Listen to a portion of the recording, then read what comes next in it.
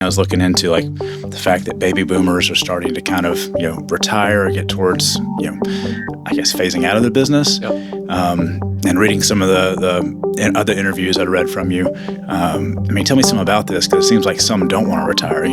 My dad's 80-something years old. He's going to go to the office and probably die in the office. So we've had several people tell us I'm gonna die at my desk, and I'll say I'm somewhat of an AI cynic.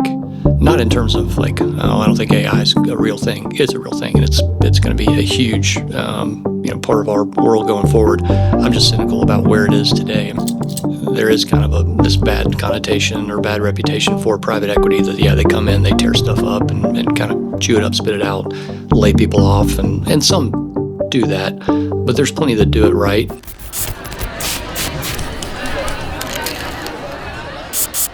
Hey everyone, welcome back to Spectruss Speakeasy Podcast. Today I've got Ben Brown with me, founder, managing partner, Alderman Enterprises, private equity group here in town. I was looking up some information on you guys, and of course we know each other for a while, but some of kind of your mission statements and long-term holding company investing regional niche businesses. So welcome to the podcast. Thank you. Appreciate you having me. Excited to talk more and dive into this, because there's some unique things that stood out to me. I was looking into like the fact that baby boomers are starting to kind of, retire or get towards, I guess phasing out of the business. Yep. And reading some of the other interviews I read from you. Tell me some about this, because it seems like some don't want to retire. My dad's 80-something years old. He's going to go to the office and probably die in the office. So we've had several people tell us I'm gonna die at my desk. So like in 2011 timeframe, I remember working in investment banking, and we were helping people sell their companies.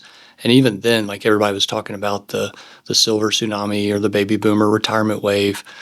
And I think what people didn't necessarily understand is, like, as a generation, boomers like to work. Like they weren't, looking to turn 65 and then cut loose and go to the beach. A lot of them love work, and a lot of them have a lot of identity as owner of their company. And so, the silver tsunami really hasn't happened yet. But what you see, I think, in the data now is, those people are into their 70s, and at some point, life is kind of catching up with them, health or whatever it is, reality's catching up. So it does feel like this wave really hasn't broken yet. It's probably just now cresting. So it'll be interesting to see, but I expect in the coming years, there's going to be a lot of succession exits that have to take place. Yeah. Now you mentioned, and this was one question I had on my list of questions. I mentioned I've started making notes to, not miss things, but the identity part is very interesting to me. Is there an issue around that? Because if their identity is tied up in the business, when it comes time for them to part ways, is that something you all look for? Like, is that cause issues, or what's your experience with it? We had one particularly interesting experience where we bought a guy's company, and it took a long time, and it was 10, 11 months of negotiation. He had a lot of identity in it, and he wasn't married, no kids, so the business was a big part of his life. But we finally got it done, and then 2 weeks later, he asked if he could buy the business back.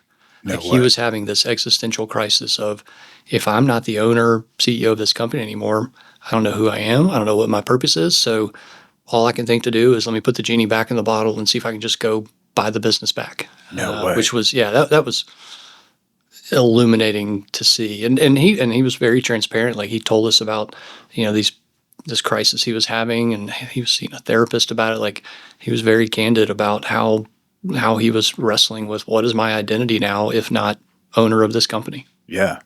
Did he buy it back? Or No, we really like that business. And he said, guys, I'll pay you a premium. We said, man, one, this was almost a year of trying to get this done. So this was pretty hard fought.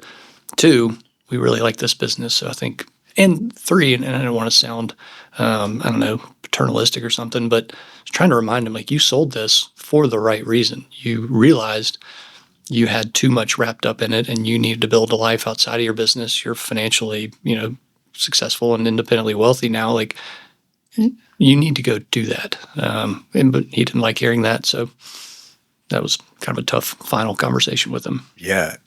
How long have you kept in touch with him? Like, what is he up to now? we've not really kept in touch. He was pretty disappointed after that conversation that we wouldn't sell the business back to him. So unfortunately, didn't have much relationship. Although he was actually our landlord for a long time as we owned that business. But I think he's kind of gotten into some real estate ventures and I think traveling some. He's got an RV, but I haven't kept up with him a lot, unfortunately. That seems like a common thing I read an article not too long ago about the founder of Oculus, that Meta wound up buying to pull into their whole VR thing. And that guy kind of went borderline insane. Like he even kind of came out and, in interviews talking about he sold it for however much it was. I think it was a couple of billion or something like that. And he didn't know what to do with himself. And he was at Meta for a while, then he got fired because he got busted donating to some political campaigns that went against Meta.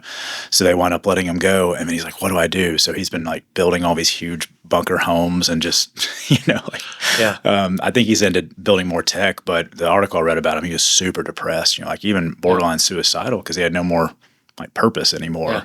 And you talk to and there's a number of these folks out there that are consultants kind of helping a business owner think about and prepare for selling. And people assume a lot of that is financial. Let's get your financials cleaned up and ready. But the good ones are also pushing on like, hey, what are you going to do in retirement? You're about to have a lot more time on your hands. What are you going to do? Are you really ready? Do you have kind of life after business figured out? And not surprisingly, not many owners have really thought about that or figured it out. So yeah, I mean, as you know, like as a business owner, a lot of times your head's down, you're focused, and it's hard to think, one day it's almost cold turkey, go from that to now what? Yeah. So that's a hard thing. And it's, I guess, kind of like the old saying, was it idle hands are the devil's workshop? Like what else do you do when you've got nothing else to do? Like it gives you more time to focus on, I don't know, disappointments or whatever else. Like sometimes it's nice to have that distraction with work. Yeah. So whenever you're buying these businesses, is there a time where the owners stay on to help transition, or what does that look like for you all? Yeah, it depends. I mean, we generally approach it asking the owner, what are your goals? What are you trying to accomplish? And can we work around that? So some owners say, I'll hang around for a month and then I want out of here. I'm ready to retire. I'm ready to be gone. Some owners say, hey, I'd love to do, take a job and work with you for a couple years, kind of slowly phase out, make sure the business is in good hands, backfill my role. And some owners, like the company we bought in August, and he was younger. He was only 40 years old. He wanted to take a few chips off the table, but he wanted to keep a lot of his chips on and find somebody that could. He's very tech oriented. He calls himself the chief nerd.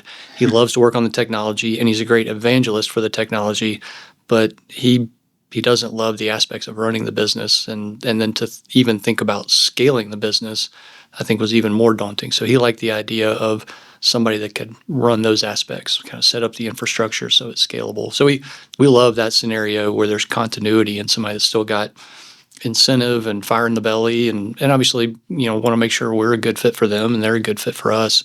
So we love that. But even for the owner that says, hey, I'm kind of throwing the keys at you and I'm out of here, we've done that, and we can make that work. Usually a big part of that is figuring out how to backfill their role. And in some cases, some of our guys will jump in an interim capacity while we go look for that long-term leader, CEO, to replace the owner.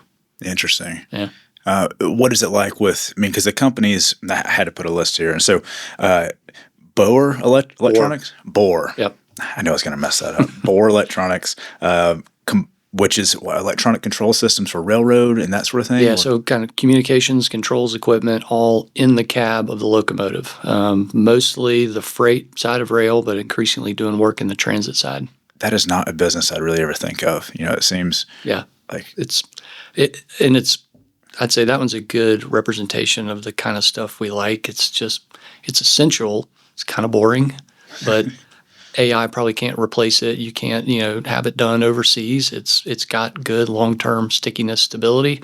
Not flashy or exciting, but stable, profitable, and essential. That's the kind of stuff we like. Yeah. Now you mentioned AI. I don't want to get ahead of myself, but that's definitely one topic I want to hit on. Yeah. And out of the list of companies, and I'll run through them real quick, there's one that stands out that might be susceptible to AI, and I'm curious on that. So Bohr Electronics, and you have combustion control and solutions, and that's for like boilers, right? Yep. And boiler sales, repair, installation. Yeah.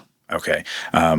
Foam Tech, as for, I was reading through that. Explain that one to me. But Specialty foam packaging. So, if you think about, hey, when you're shipping, like some of the work they do is for the military. Somebody's shipping missiles. You think of like a hard-sided Pelican case with foam in it that's kind of got inserts cut out where the missiles or whatever it may be sits in there. We do the protective foam packaging. Oh, wow. So it's tool control. It can be medical devices, can be automotive equipment, anything that's kind of fragile, high value. We'll build the protective foam packaging for it. So is that like spray foam or like insert foam? Or insert foam. So polyethylene is probably our main. Some polyurethane, polyethylene. So not styrofoam. It's kind of more the specialty foams. Okay, and then micro metals. Explain that one to me as well. Yeah. Last two, I'm also going to need explanations on. Micrometals. So making components mostly for the automotive industry. So what's different and kind of cool about that one is, in most cases, when you're making a metal component, you take a hunk of metal and you're machining it down into its end shape. At Micrometals, we go by metal powder. You can get any alloy of metal you want in a powder. We build a die that's the shape of the part, pour the powder in there, press it. Our biggest press is 880 tons. We had to dig like 30-foot pits in the floor just to fit it in the building. They're massive. So it compacts all that powder into the shape of the part. It's fragile, so if you drop it, it'll break. Then you go run it through a furnace that chemically bonds it, and now you've got a ready to go part. So it's technically considered additive manufacturing because you're building it up instead of taking a hunk and machining it down. So it's a really different way to make components that are tight tolerance, high volume, with some really different equipment and kind of metallurgy. So it's a pretty neat company. That's really cool. I'd love to see that facility sometime. That sounds cool. Yeah. Where's that one at? Jamestown, Tennessee. Okay. About 2 hours directly north of us, just south of Kentucky. How big of a facility is that? I mean, if it's 30 feet in the floor, that's got to be... It's about 80,000 square feet. So it's not a massive facility, but the press room where all the presses are, it's pretty cool in there. I mean, it shakes the whole... every time something presses, shakes the whole building. And so are they doing high volume of those things? Yeah. Okay. Yep. Wow. Yeah. That's super cool. And then the acronym for it, SIF, which I found interesting, but Southern Industrial Fabrics. Yep. Tell me something about that. Industrial textiles. So just based in Rossville, right near Lake Winnie. So, not from a textile standpoint, not necessarily doing, T-shirts and bed sheets. A lot of those textiles are made overseas, high volume. The nature of what these guys do is more technical textiles that are used, some of them in flooring, some of them in pumps used in fracking, so like the oil and gas space, some of them industrial filtration. So at the end of a manufacturing process, they're filtering particulate out of the air.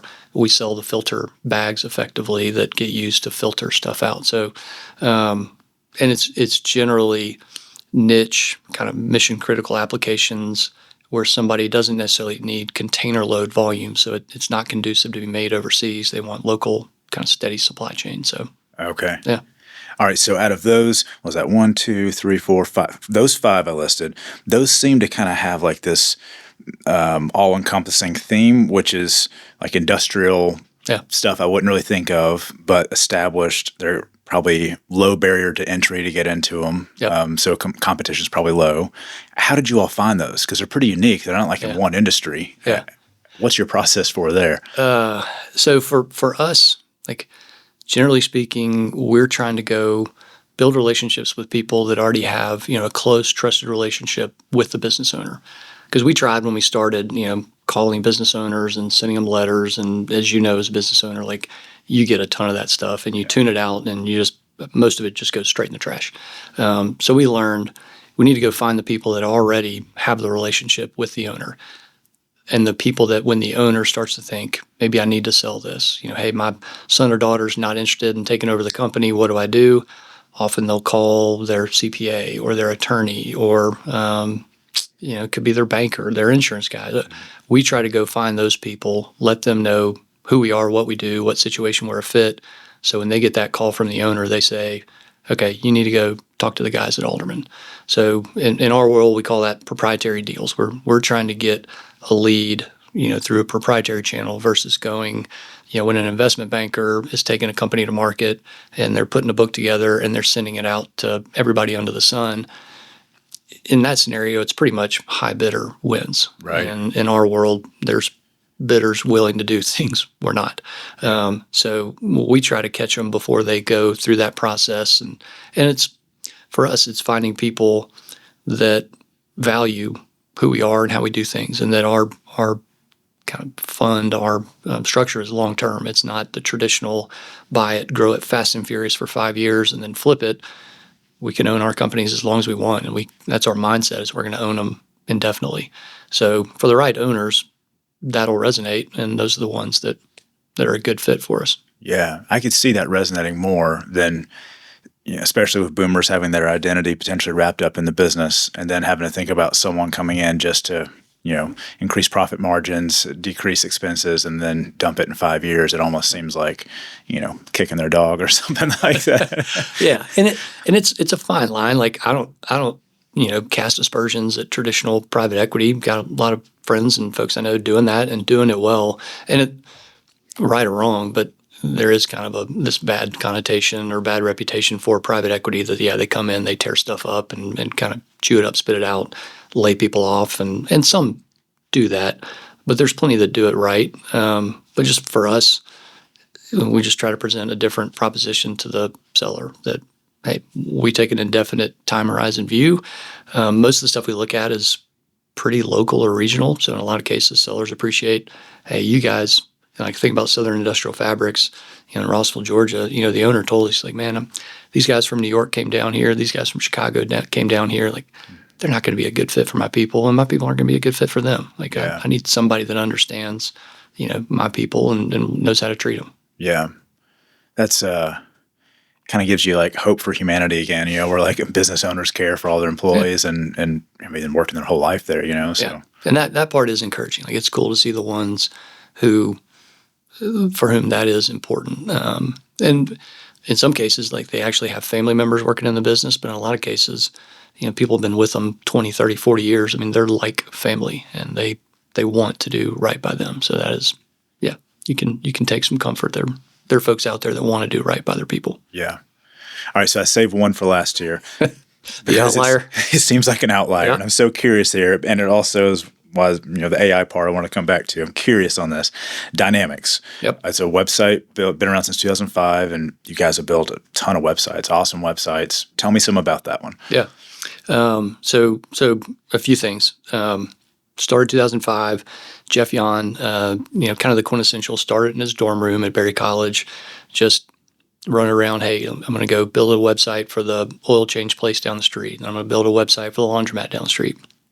And as he did that over time, started doing enough of it where he basically started coding, building his own tools to just do it more efficiently and to make sure that they're, and this world better than I do, make sure, it's Google search optimized and, SEO optimized, and, page performance will be really good.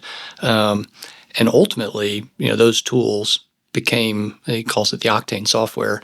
That kind of became the product. Like, he'll still go build you a website, but the focus now is really emphasizing that as a recurring revenue stream to go, build somebody the website, but then, they're on the Octane platform paying a monthly fee for kind of the tools that Octane brings, and hopefully the performance Octane brings to, draw more visitors, more traffic to your site, longer dwell times, better engagement, and hopefully ultimately better conversion into some call to action. And he's got pretty good kind of demonstrated history of Octane being able to do that. Yeah. And then most recently, what he's been doing in the last couple of years that we really liked is basically taking that Octane software to marketing agencies and saying, hey, would you be interested in licensing this? And you can effectively, manage all your clients, however many websites you may manage across however many clients you have. Use the Octane software to manage that for them. And it's started to get traction, almost looking at agencies as a distributor of the Octane software. So he's got a really neat background. He's the guy that's the chief nerd, self-described. And he's still part of the company now? He's still part of the company. So he's the one, he wanted to take some chips off the table, but he wanted to find a partner to grow it and scale it with. And one of my partners, Jonathan Hartley, who lives in Atlanta, in a past life, Jonathan was with a little boutique sell-side M&A group, Croft & Bender, and he was out looking for, business owners that may want to sell. and he got hooked up with Jeff, and was trying to figure out, hey, Jeff, would you want to sell? We could help you.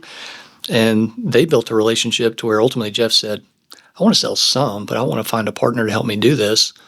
And Jonathan, I want that to be you. And Jonathan's got some background, both as an entrepreneur, but also kind of in the digital marketing space with some of the companies he's built.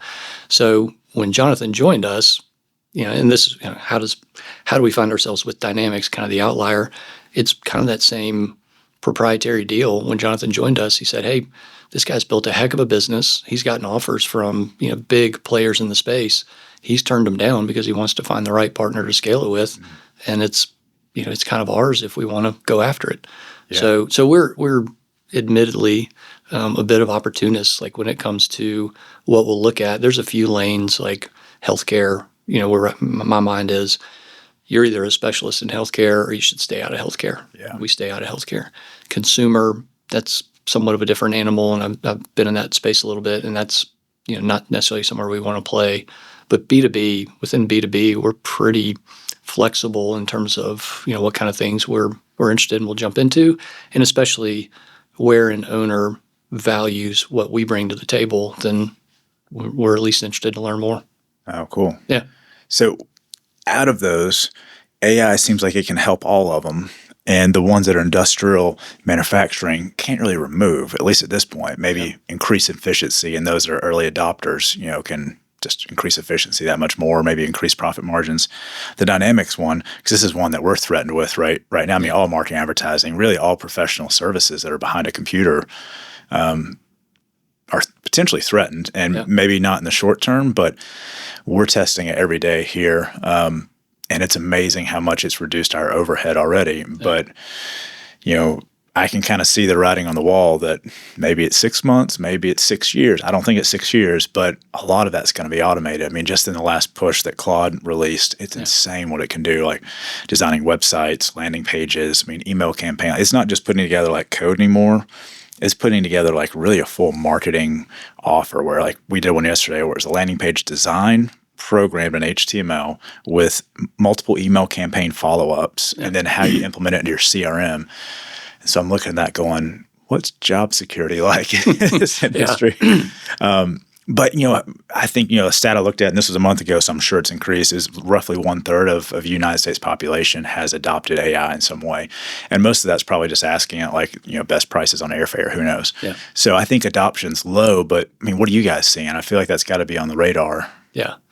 It is, and like for us, I guess I think about it in a couple of ways. There's on the investment side of Alderman looking at companies, and then there's at the portfolio, how are they or how they could be using it. And I'll say I'm somewhat of an AI cynic, not in terms of like, oh, I don't think AI is a real thing. It's a real thing, and it's going to be a huge part of our world going forward. I'm just cynical about where it is today. Even yesterday I was doing something, and I'll always kind of test, what does Claude say, what does ChatGPT say, what does Gemini say? And they're still just simple, fundamental, like it did some math wrong the other day. And like, wait a minute. And that, to me, it's almost like ChatGPT, I think, is the most yes man of them. Like I ask it something, it tells me what I want to know, and then I push back and it's like, oh, actually, you're right. I need to look at that differently. Yeah. So I say that to say I'm somewhat of an AI cynic right now. I think it's useful efficiency tools. So try to use it for that. It's really powerful. Like when I think about if we get a look at a new company in a new industry and what it used to take to get up to speed on that, or what you might have to pay to go get industry research reports from, whoever might have put research reports together. What's the trajectory of this industry? Who are the big players? Deep research or whichever one we use. We've got a PhD level report on that industry in a matter of seconds. Like that's phenomenal. And that could have cost probably $5,000 to $15,000 depending on who you go with. And taken weeks, taken months to get somebody to do that previously. So that part is really neat. It's also a little daunting because it's clearly leveling the playing field. Everybody can access that information, and so it's really, what do you do with it? How do you maintain an edge with that information? And for us, so much of where I think our edge lies is just in our model and doing it differently. Not necessarily that we're going to know a lot more about industries than other people because we can all read the same reports. Right. Ours is, hey, our approach and our offering and our proposition to sellers is different. But in the time being, using AI, we can go up a learning curve really quickly relative to what it used to take. So that part is pretty nice. On the portfolio side, using it as a tool to drive sales and marketing, I think is where we found the most value, just in having, a simple system to keep pushing out, whether it's emails or whatever it may be, to do outreach. Yeah. That is pretty nice, and that's pretty efficient. And we're always trying to figure out, and you can probably tell, when you get an email and it came from AI, you can tell. Right. And in some cases, we'll see somebody at our company will send an email and like, guys, I know what a ChatGPT output looks like. Like, come on, use it, but make it your own, or let it inform your thoughts. And so that is a fine line that we walk of. We're not, paying you guys to run ChatGPT and just copy and paste. Yeah. Use it, learn from it, but apply your knowledge, your insights to give us a recommendation, whatever it may be. But in general, especially given the nature of most of our companies, like we're pretty unsophisticated or slow adoption on AI, as a big deal for us thus far. Yeah. Yeah. I have so many mixed emotions on AI, and I think it changes daily. Like with every, because they're releasing updates at this point. I mean, probably bi-weekly, it seems like. With every new, like the new codex they pushed out for ChatGPT, I think they're finally starting to realize they got to get serious. It's been like a PR show of Sam Altman running around and get Microsoft and everyone else on board. But meanwhile, like it's kind of kissing your ass whenever you ask it something. It's like, oh, that's a great idea. Let's do it. It's like, well, why do I know? And so then to see them all battle, it's like the best type of race I've seen. The race that keeps going. It's not just like the Daytona 500 that's done in a few hours. Like it's every week they're battling each other.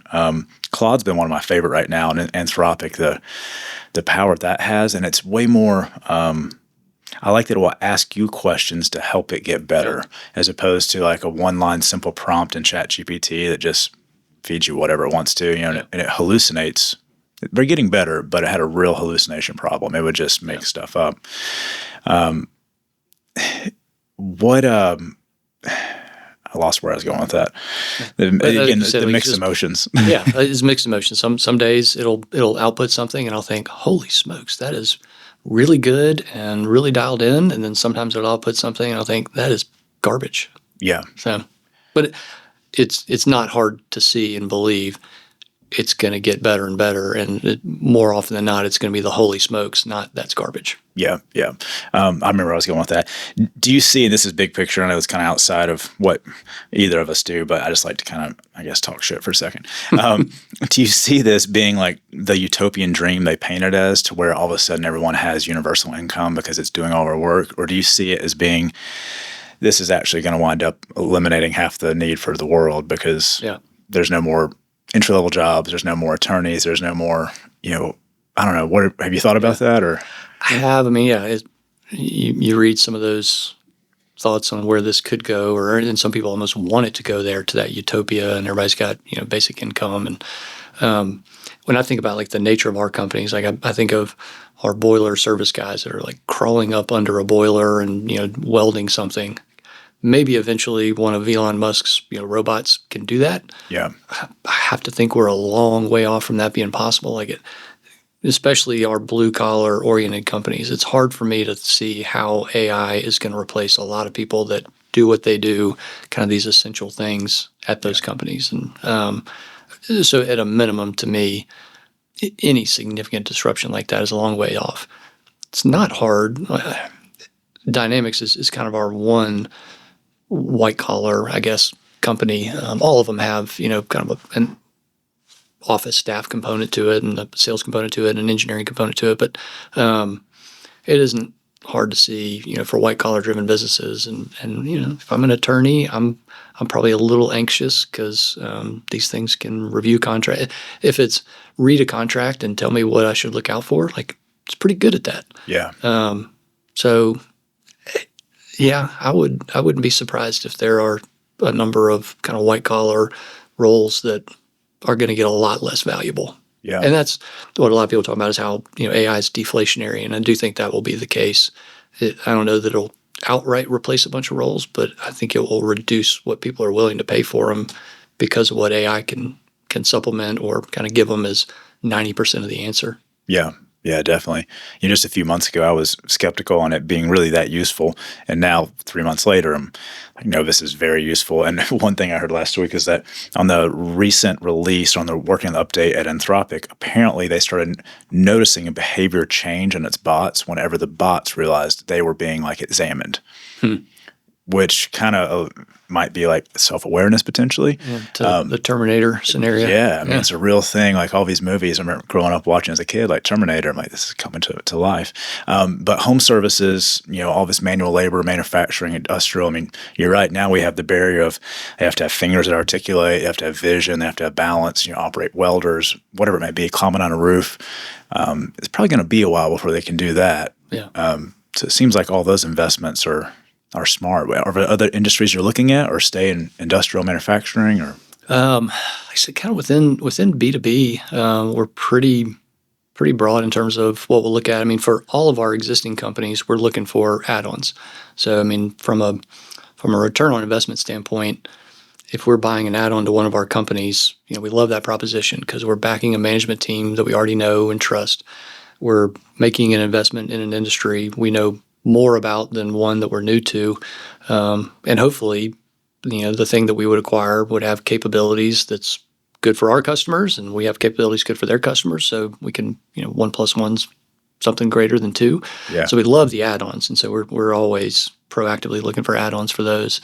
And then beyond that, we're a little more passive on new platform opportunities. We kind of keep putting the word out there, hey, we're looking. B2B is our lane. This is our geography, plus or minus, 3-hour drive from Chattanooga. Companies of this size, we say 1 to 5 million of EBITDA. That could be anywhere, 5 to 30 million of revenue, maybe thereabouts. But within that range, hey, we're pretty flexible, and we're especially interested in, one, does the owner like us and kind of what our value proposition is? And two, we like the situation where the company's not necessarily been run to its maximum potential. It's a good business that provides a good lifestyle or good income to that owner, but they haven't necessarily been trying to maximize it, not, investing in new equipment or going to all the trade shows or hiring salespeople. They're just in kind of a harvesting mode. We like those. I mean, it's challenging, but we like those to take it from kind of a lifestyle business back to a growth business. And that's where we feel like we can add value for our investors, and also hopefully for the employees there who are sitting at a company where they say, man, there's really no room for me to go up because we're not trying to grow this thing. Like that's part of the fun, is when you actually put it back on a growth path and somebody that's been a manager forever becomes a director and then becomes a vice president, and to see them grow and have people underneath them and have more upside. Yeah. That part's fun. All right. So when you were painting that picture, and that makes sense, and I could see, like, if I was in that scenario and you all came and bought the business, now there's ability to grow again and make more money, like that would be very appealing. But I'm also thinking, what would it be like, or in your shoes, or who is at your company whenever you buy these companies? Like, is there a first day you all go in and like speak to everyone? Yeah. What's that like, and what do you say? That has to be so nerve-wracking. Yeah. I mean, we usually try to coordinate with the seller that, hey, it's your call when and how you want to tell everybody. But as soon as you do, we want to try to show up ASAP after that. Yeah. Because, I mean, whenever somebody hears their company's been sold, they usually default to worst case scenario. Oh no, my job's at risk, or they're going to cut my pay, or especially if they hear we're some version of private equity, it's all the baggage that comes with that. Right. So we try to show our faces pretty quick and say, here we are, like we're, not wearing suits, like we're not scary guys, we're kind of pretty normal folks. So we try to take some of that air out of the balloon. And then we'll tell them every time, look, we are long-term owners. We are not here to cut your jobs. We're not here to cut your pay. We bought this because we like what you guys are doing. We want to do more of it. So that's our premise here. But then we'll also say, look, we know anybody that would buy this company would say all that same stuff. Right. And you may or may not believe it. You probably don't. And most of them will kind of say like, I've heard that before. Of course, you'd say that. Right. So we generally tell them, like, look, just the proof will be in the pudding, and hold us accountable. If we're not doing what we said today, I'll hand out my business card. Like, you call me, you let me know, like, you call me on the carpet, because we expect to do what we say here. Yeah. So yeah, that day one, it's nerve wracking, and you see a lot of body language that's kind of, I'm sure, folded arms and looking back, and not real happy about this, and you can tell them all day long that it's going to be okay, but it's ultimately just time that'll prove that you did what you said you were going to do. I mean, and some of these businesses, I mean, they're between 40 employees up to a couple hundred employees. Yeah. So you're getting all of them in one room or one place or one at the same time. And man, do you have a ritual before are you the person giving this speech, or is it usually the one? Yeah. Okay. Yeah. Do you take like a shot of whiskey before you go out there or something? I mean, at this point, like, we kind of know what to expect. Like, it's not going to be, cheers and hoots and hollers and like, hooray, Alderman is here. We get it. Like, that's not going to be the response. Right. So we don't necessarily go in like, rah, rah, congrats, guys. Aren't you glad to meet us? Like, we get it. Yeah. This is probably jarring, and maybe some key employees know it's happened beforehand and maybe they're under the tent, but most of them, like, they just found out that their boss sold the company. So they're kind of shell-shocked. So we just approach them as if, hey, we're talking to people who are shell-shocked, not going to rah-rah you, not going to whatever, just here's our program, hold us accountable to it. Yeah. And we'll be around. And so it's like 30-minute, 60-minute? It's usually pretty quick, yeah. Yeah. 30 minutes. And a lot of it really out of the gates is like pay and benefits. Everybody will come up and wonder, like, well, I've been an employee of this company 40 years and I get, 5 weeks of vacation. Am I going to reset? Like, I'm a new employee? Do I go back? Like, no, guys, like, we would be not only the worst, but the dumbest people in the world if the first thing we did was come in here and start to take stuff away from you. Right. So that's like when we're underwriting and doing due diligence on something, we just assume whatever they've got today, we can't do any worse. In a lot of cases, we kind of have a standard benefits package. Like, it'll be better for people. But that's like our starting point is I can't think of a worse foot to get off on than to show up and say, your 5% 401k match, we're taking it to 2. Your health insurance plan you like, and they match 60%, we're going to do 40%. Like, we can't do that. Right. And that's the stuff that people are usually most attuned to and skeptical about. So we do try to address that particular point right up front. Yeah, that would really shoot yourself in your own foot if you did that, because you'd be losing your best talent, best skill, and everything. So yeah. So then what's the way that you all go in and actually grow after that? I mean, operations, sales, marketing, like fulfillment, all of the above, accounting. Everything. Like, we talk about, like, it is an all of the above approach, because you get into a company that's been run, often by a certain person a certain way for decades, and there's just going to be, and it's a balance between, like, is it risk and downside, or is it opportunity and upside? Hey, there is no ERP system. It's the owner's head. Right. Well, hey, that's risk. We got to get his head into a system, but it's also opportunity. Like, if we do that well, this thing can be more efficient, can better understand which products are more profitable or less, things like that. So, but yeah, it's like 2 of my partners, Jonathan and Barry. Jonathan's the one kind of former CEO. Barry, CPA. He's kind of our portfolio CFO. He's basically been the controller at every company we have. And generally, when we buy something new, those guys are parachuting in for kind of a tour of duty to go kick over every rock, really find out what's under it. Because we do due diligence and we do it pretty intensively, but we also know full well we can't find everything in due diligence. So we're still going to show up day one and start flipping over rocks, and let's go ahead and get the surprises out. Let's go ahead and get the skeletons out and kind of have them all on the table and now figure out how to address them. It's very much all of the above. Are there any surprises you can talk about that during that flipping over all the rocks that you came across? You're like, oh no, we shouldn't have done this, or we didn't see this at all, or and some big, some small. Like, just it can be little things like the little perks that the owner gave to certain employees who'd been there forever. Hey, this guy, I pay him X, to come cut my grass every week, and he's overpaying him to do that, but it's kind of a benefit for him. Or, hey, this guy gets a car allowance, but they don't. Like, you start getting that stuff out, and then you think, oh, man. And it's not that the sellers hid it from you. It's just they don't think about it. Like, it's just been that way forever. But then there's definitely been stuff where, these guys had a significant program selling this product to this customer, and it had an expiration date on it. And that expiration date wasn't communicated to us, and it wasn't brought up in diligence. And that was shortly after closing. So we found ourselves, watching a lot of revenue go away shortly thereafter. So you have those situations, and you think, oh, we got to increase the urgency and go figure out what to do there. Yeah.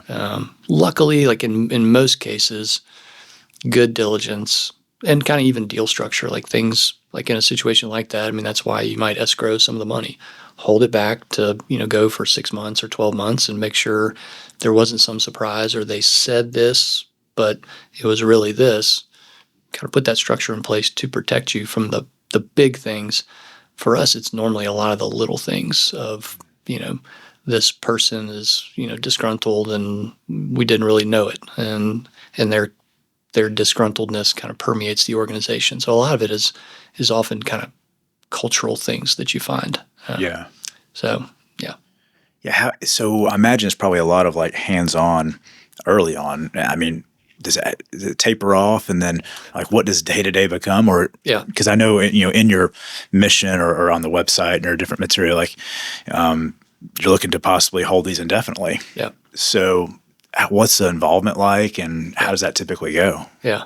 Good question. So yeah, definitely new acquisition. Like there's an expectation. Like Dynamics, which we bought in August, our partner Jonathan. I mean, he's still there, probably 3 or 4 days a week. Oh wow! Kind of by design. Now he lives in Atlanta. That company's in Kennesaw, so it's pretty easy for him to be hands-on with it. And he's got kind of particular background expertise where he can be extra helpful there. So it's part, hey, see it through the transition, but he's also there part, hey, how do we kind of set this thing up for further and further growth, leverage his contacts, things like that.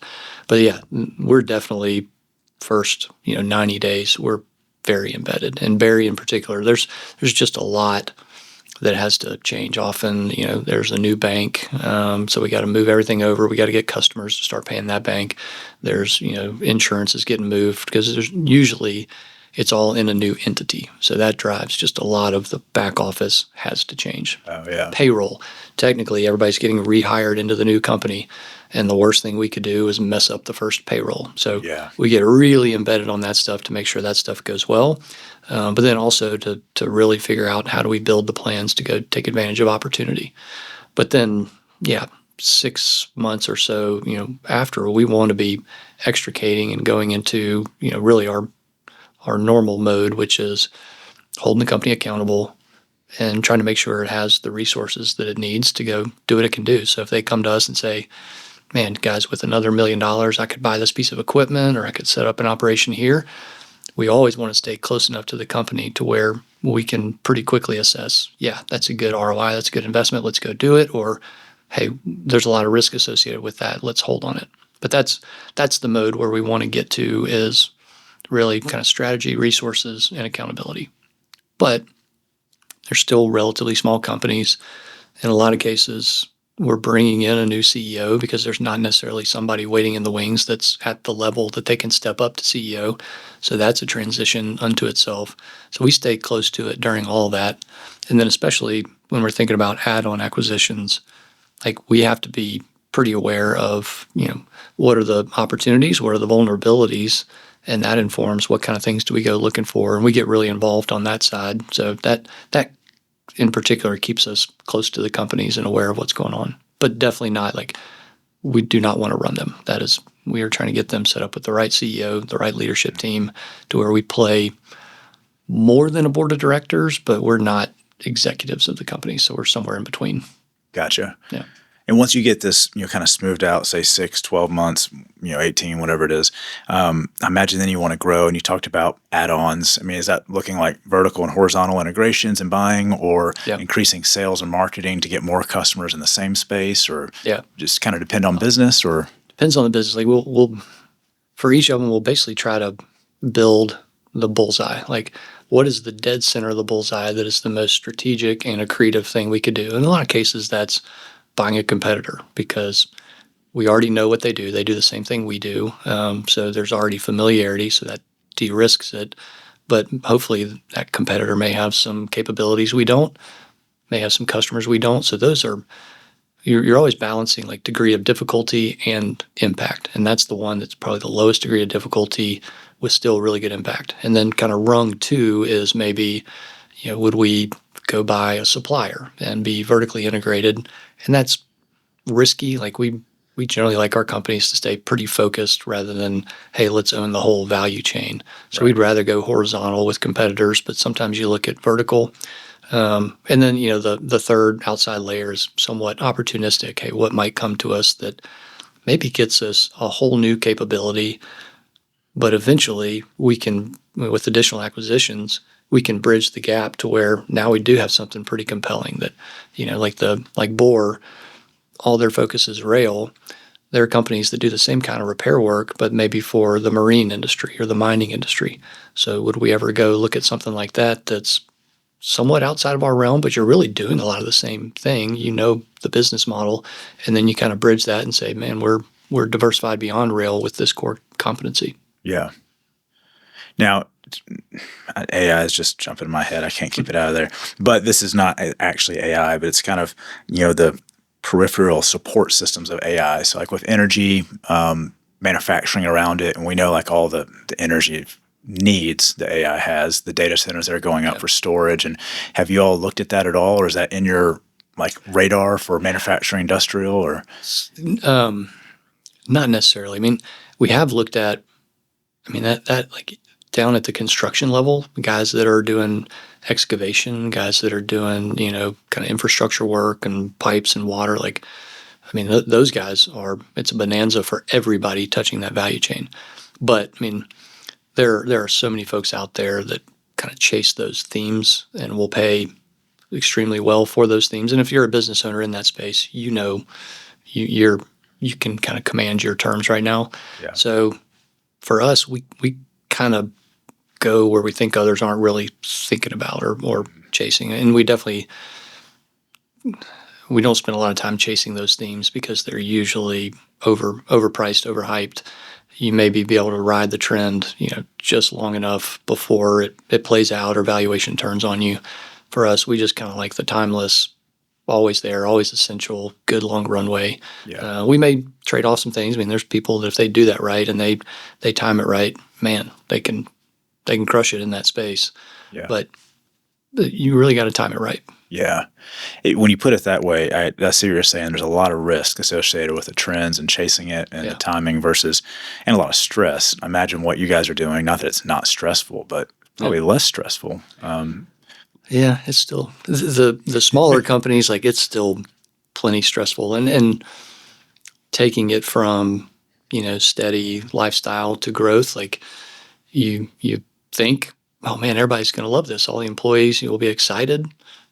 Not necessarily. There's a lot of people there who have liked doing it this way for a long time and don't necessarily want to change or use the latest tool or, kind of push themselves to go kind of up their career ladder. They're okay where they are.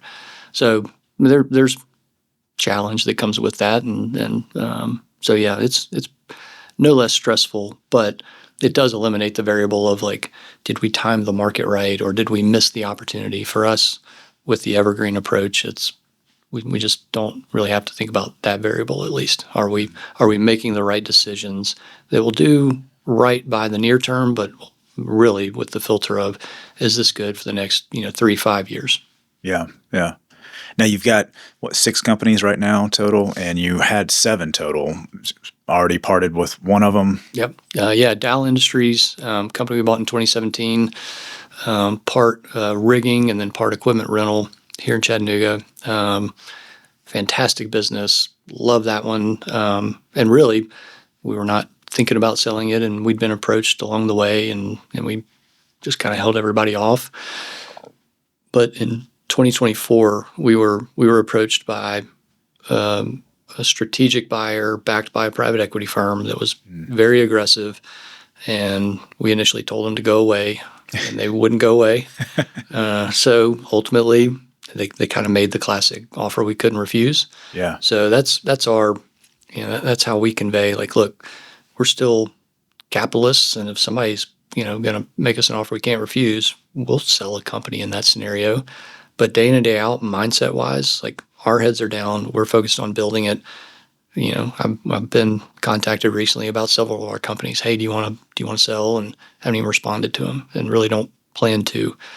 But if circumstances get such that somebody is just dying to have it, okay, sure, we'll have a conversation. It's a business after all. Yeah.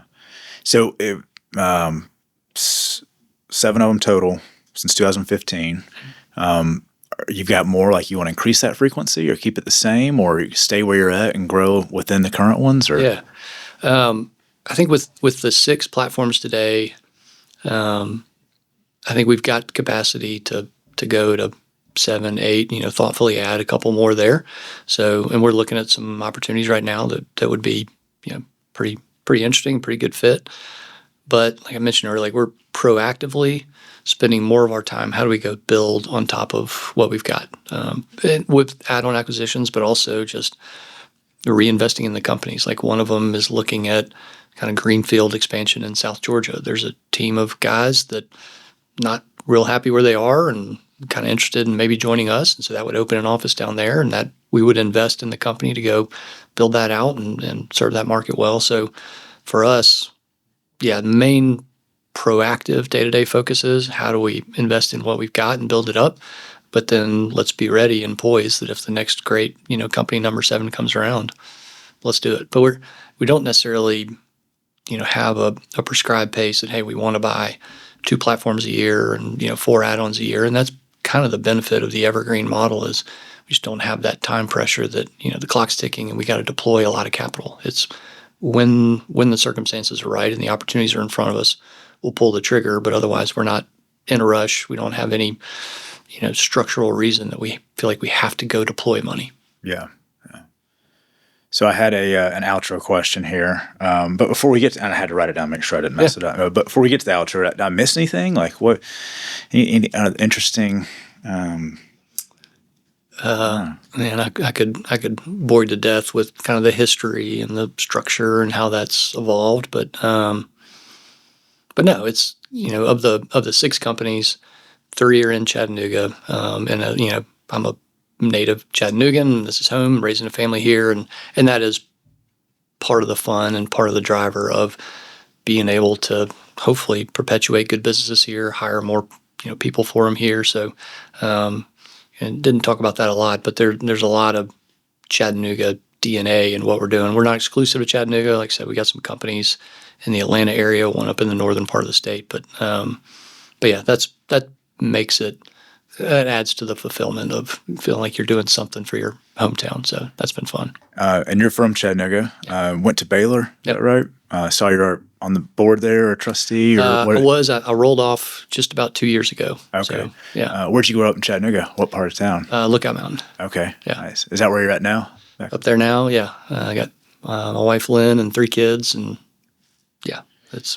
So you like it here as well? Oh yeah, yeah. I don't know if there's anybody out there listening, but come drink the Kool-Aid. That's pretty good. No state income taxes. I could go on, but yeah, I especially the balance of quality of life. But even in the last couple of years, and you've probably seen this, like with people being probably more mobile than ever, like the caliber of talent that has come to Chattanooga, like it's really cool to be walking around and hear about, hey, did you hear this guy who's done these things? His family's now here. Like it's pretty fun to think about the caliber of folks that want to be in Chattanooga. Yeah. Growing up here myself as well, like seeing how it's changed. I remember downtown Chattanooga was a shithole. No one wanted to be here, and I remember riding my bicycle. I grew up right downtown, and before the aquarium, there was one restaurant that was 212 Market Street, and it was just terrible. No one wanted to be down there. As soon as the aquarium popped up, it started kind of growing. And fast forward 30 plus years now, really 40, about to be 41 years for me here.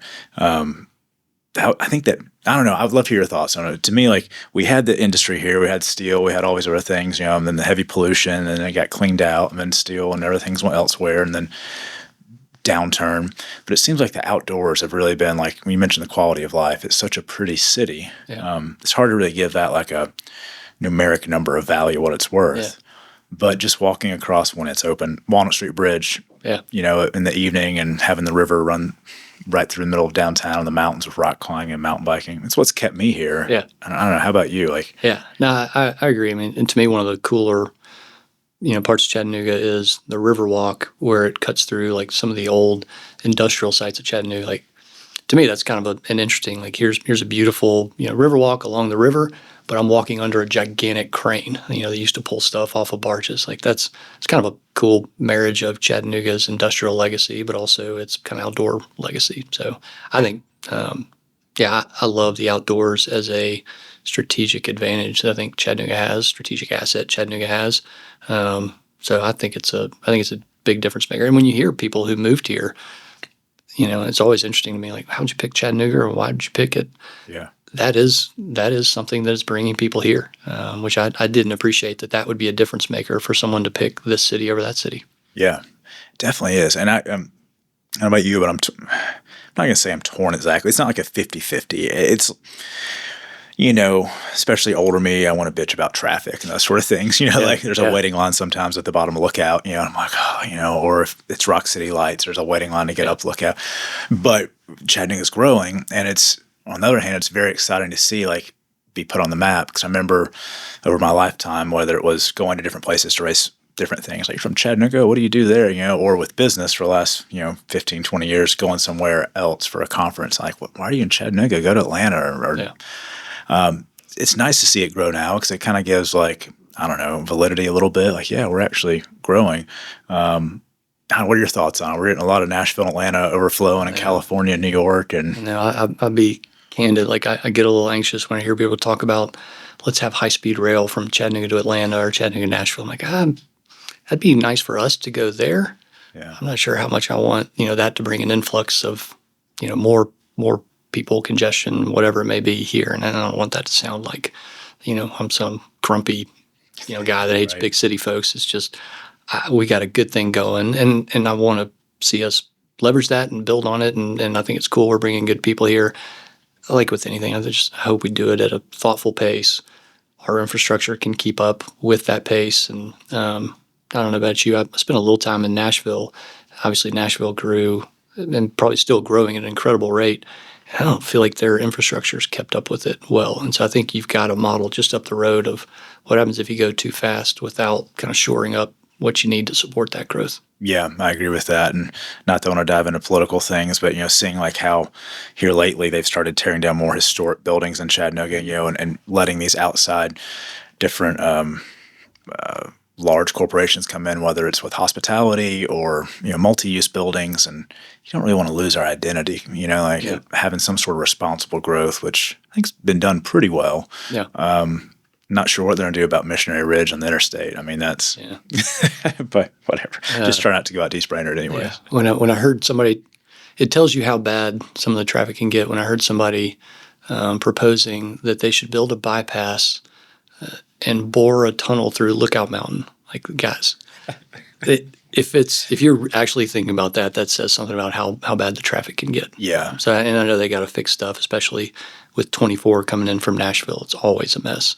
Terrible, yeah. But hopefully that doesn't mean boring a hole in Lookout Mountain. Yeah. Let's hope not. I mean, maybe they can have a little offshoot for Ruby Falls. You can go up from the side of the interstate if they do that.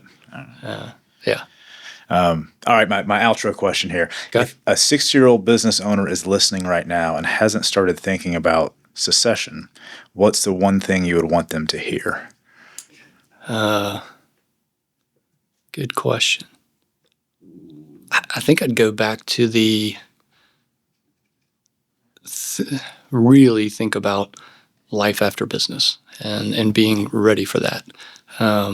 Because, again, like, I've seen it be really jarring, so much so, again, that somebody wanted to just unwind it because they weren't ready for life after business. And you hear these stories of folks that just kind of found themselves adrift or feeling without a sense of purpose or hadn't cultivated hobbies or other passions outside of business. So, obviously, selfishly, I'd tell them, hey, if you're ever thinking about selling, call Alderman. But I think for their sake, I'd focus on, when you're thinking about it, a lot of people will talk to you about, all right, let's get your legal house in order. Let's get your financial house in order.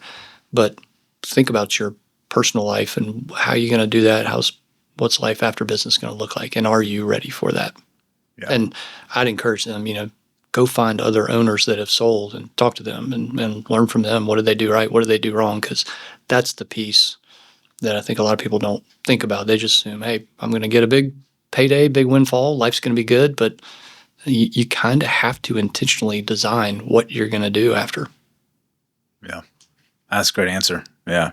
Very sincere and caring and thoughtful, and I think it's a good part. And it sounds like what you all believe in. I mean, the fact that you're willing to keep these businesses for indefinite amount of time, and I think that definitely separates you all. So yeah. Well, it's very different, but it kind of fulfills our purpose in the way that we want to do it. So we're having fun doing it. Awesome. Yeah. If people want to get a hold of you, aldermanenterprises.com is URL. Yep. And just reach out through there. That's what. Yeah, we're pretty easy to find. Awesome. Yeah. Cool. Well, Ben, thanks for coming on and chatting with me. It was fun. Appreciate you doing it. Good questions. Oh, thanks. Congrats on an awesome business, and thank you. Good luck for everything in the future. Yeah, appreciate it.